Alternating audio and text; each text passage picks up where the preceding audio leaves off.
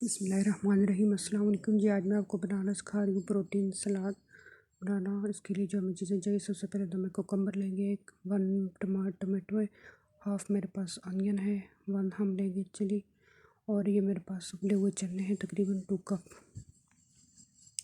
और 1 table spoon मेरे पास ये चाट मसाला है, 1 टेबल स्पून मेरे पास ये भुना कुटा ज़ीरा, और 1 टेबल स्पून काला नमक है, और 2 टेबल स्पून मेरे पास लेमन जूस है। अब हम एक बाउल लेंगे और उसमें सब चीज़ों को मिक्स कर लेंगे। ये चने डाल दिए मैंने, ये कटे हुए खीरे, टमाटर और प्याज को डाल दिया मैंने। अब हम इसमें नमक, ज़ीरा और चाट मसाला शामिल कर लेंगे, लेमन जूस डालेंगे और फिर इसको मिक्स कर लेंगे। ये बहुत ही अच्छा प्रोटीन सलाद बन के तैयार हो चुका है। आप जो लोग वेट लॉस करना चाहते हैं वो अपनी डाइट में ये शामिल कर सकते हैं। ये बहुत ही अच्छा है।